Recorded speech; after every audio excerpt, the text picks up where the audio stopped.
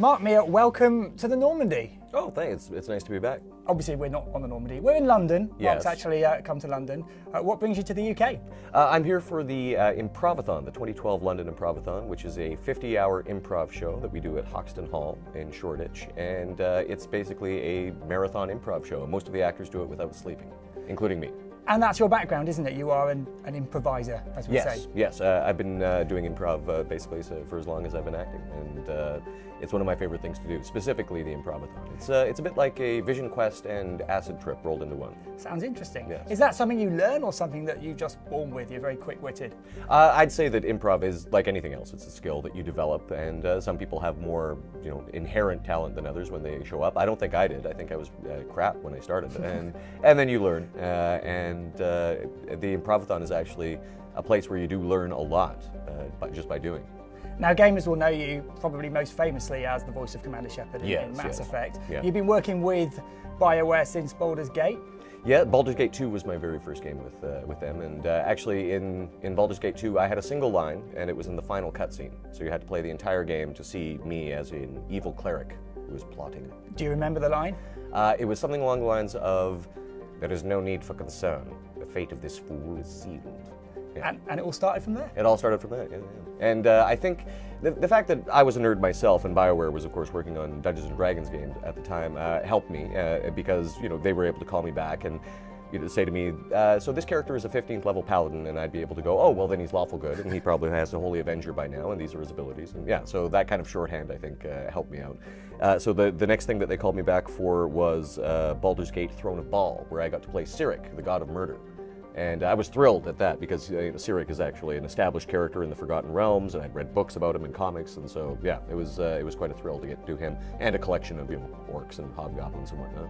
Now, looking at some of the stuff you've done, you do like your evil characters. So what's it like playing a hero such as Commander Shepard? Well, I'll be honest, I did not think that I was going to be Commander Shepard. I was actually working for BioWare when I was asked to audition. I was the actor who was brought in to develop all the sound sets for the various alien races. So I sort of determined the way that the aliens sound and what their base sound is. Some of it's fairly obvious, like the Krogan will have deep guttural voices and things like that. And so this was in very early stages, and I was just working from concept art. So the Solarians, the Turians, what all of the base sounds of the races would sound like. And I was developing a sound set for the actors who would be playing the various alien races. And during that process, I was asked to audition for Commander Shepard, and I didn't think there was a hope in hell that I'd get it. I assumed, we all know that I'll end up doing a bunch of aliens and bad guys, as I usually do. And so I was thrilled to be cast as Commander Shepard. And then how did you go about developing the voice? Because obviously you do a lot of comedy. Commander Shepard's not the funniest of guys. Oh, he has a dry sense of humor, especially as Renegade. I think that can come through. But yes, of course we worked with our directors developing the voice and what it would sound like. The Commander Shepard voice isn't too far off from my own, and obviously they didn't want, just considering the amount of dialogue that you're going to be doing as Commander Shepard, they didn't want something that was too affected or too far from your natural voice. So there are times in Mass Effect when you're playing voice characters, you're actually talking to yourself? Yes, because in addition to playing Commander Shepard, I voice a number of the other characters. In fact, the entirety of the Vorcha and Hanar species, including Blasto, the Hanar Spectre, and various other random aliens here and there. Praza, the Quarian in Mass Effect 2, he's in Tally's loyalty mission where she comes back as a crew member, and so random mercs and whatnot. But let's see. Niftu Cal, the biotic god Volus in Mass Effect 2. So characters like that, like Blasto and Niftu Cal, I quite enjoy doing because coming from a comedy background, it's nice to do a little comic relief now and then. So you've got quite a bit of variety in your voice. Does it help for you to pull a face to do different types of characters? Yeah. I'll be honest. When I'm doing the Vorcha, I'm usually like this and the Botha. And yeah, Vorcha, of course, we had to sort of save till the end of the day because they're a little hard on the throat, and they're mostly just screeching and howling and things like that. One of the things that I did like about the Vorcha particularly was their line about "You were sent by Doctor," which made me feel like I was playing a Doctor Who villain for a little bit. That was nice. Would you like to? I would. Well, please get them on the horn and tell them I'm finally willing to appear on Doctor Who. I'll put a good word in. Okay, good. They'll jump at the chance. Excellent. So Mass Effect 3 is done, but it's not quite done, is it? There are different things you're working on. I said you've just been working on some of the DLC. Or yes, as a matter of fact. We haven't quite done all the DLC yet. There's, of course, just like Mass Effect 2, there was plenty of DLC. Yeah. I would assume the same for Mass Effect 3. So I've just done a little bit of the DLC thus far. And I'm not sure how much I can speak about the contents of said DLC. Tell us about some of the comedy you do as well, because if people search for your name online on YouTube, they will find some bits and bobs, some sketches of you in. I'm involved in a number of shows in Canada. Yeah, they still count though, I think. I think so. Because of the internet. Yeah, they do. Canada, it's sort of America. Yeah, it's America's hat. Yeah, that's how we like to think of it. So I do a show on CBC Radio, which is the Canadian equivalent of BBC. It's our public radio station, and I do a national radio show called The Irrelevant Show, which is sketch comedy, and we've been doing that for a number of years. I think we're looking at a new season coming up. And also a television sketch comedy show called Caution May Contain Nuts, which is on APTN. Now also you do these Halloween shows where you dress up as, you've got the good guys and the bad guys. You usually play the villain. Yes, often. Tell us about those. Well, I am a big fan of Halloween, and actually it's my wedding anniversary as well. And so I like to stage shows for Halloween, and one of the things I do is with Rapid Fire Theatre, which is an improv company that I work with, and they're the local purveyors of theatre sports in Edmonton, is our Halloween show in which we have theatre sports matches in full costume and in character. And lately we've been doing superheroes versus supervillains. So we've done both Marvel and DC, Justice League versus Legion of Doom, the Avengers versus the Masters of Evil.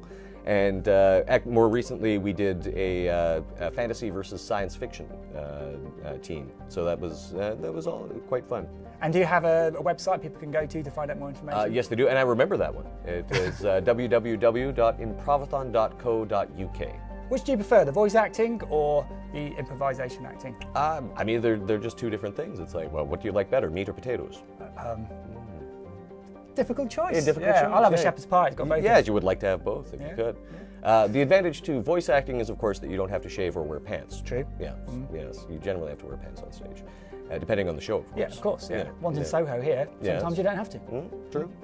But improv is, I would say, my first love. However, improv generally doesn't pay as well as voice acting. So there's positives ends to both of them. Yeah. Well, hopefully there's plenty more voice acting with Bioware and other people to come. Excellent. Now I've got some messages here that were sent in from some loyal viewers. So I'm just going to load up my Omni tool. Excellent. And let's see. That should be strapped to your wrist. It should be, I know, but I've got the version 1, which you never saw because it was made before Mass Effect started.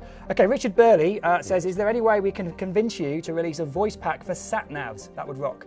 Oh, really? Well, I actually, at conventions, I have recorded a large number of voicemails and which and I outgoing want messages. After we've done this interview. Of course, yes. Yeah, exactly. But sat-nav would be great, wouldn't it? Commander Shepard saying, turn left to avoid the Reapers. Although, I mean, I'm not trying to talk myself out of a job or anything, but it would make most sense if it was Joker or Edie, really.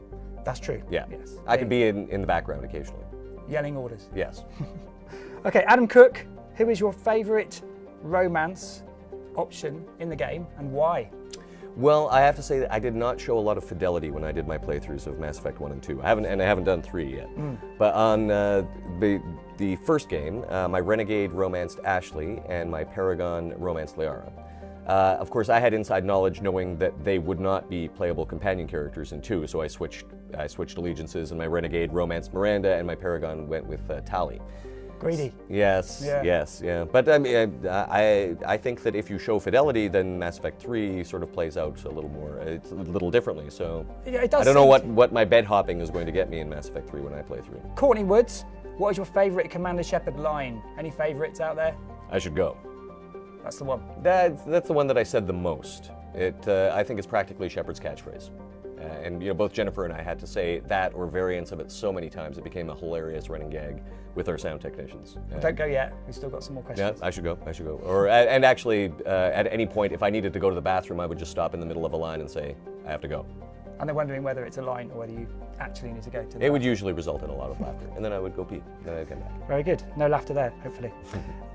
Vicky Blake, one of the things that Shepard is known for is the ability of having a romance option with several of the characters in the Mass Effect series, as you did. How hard is it to go into a booth and voice out those romantic interludes? Well, I mean, it's just like any other sort of acting. It's like, how difficult is it to go in a booth and pretend to be angry at someone who's not there? Yeah, because a lot of the time you're not actually with them, apart from when they play the line back to you for you to feed off. Yes, I mean, because we were recording in 3 separate countries, there was, and just the realities of trying to coordinate actors' schedules, we very seldom were in the same room. In fact, almost never.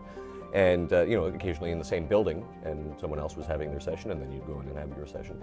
But this new system that they brought in called Veda, which they had for 2 and 3, was great because it did actually play back any other recorded dialogue. And so if you were the last person to record a scene, you had everyone else, and it was actually quite easy. You were just like sort of reacting to everyone else's dialogue. If, on the other hand, if you were the first person to record the scene, you sort of set the tone and everyone else was reacting to you.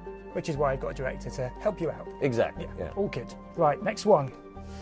What is your fondest memory? This is from Mark Smith. What is your fondest memory of working on the Mass Effect games? Any lasting moments? Well, there were a lot of great ones, but I do have to say it was a real pleasure getting to meet Martin Sheen in Los Angeles. I got to sit in on his last recording session as the Elusive Man. And yeah, he was just a very, very nice guy, very friendly and funny as well. As a matter of fact, during his session, I think you would probably realize which part I'm talking about, a very dramatic scene for the Elusive Man, perhaps near the end of the game. Mm-hmm. And in the middle of it, he just sort of like turned and looked through the glass at all of us watching and went, "The horror, the horror." So I was thrilled that he quoted Apocalypse Now, and it wasn't even his line, it was Brando's. Oh. Yeah. My word. Another one from Mark Smith, which is quite a good question actually for everyone. If you could give an aspiring voice actor one piece of advice, what would it be? Well, do what I did. Get in on the ground floor with BioWare in 1999.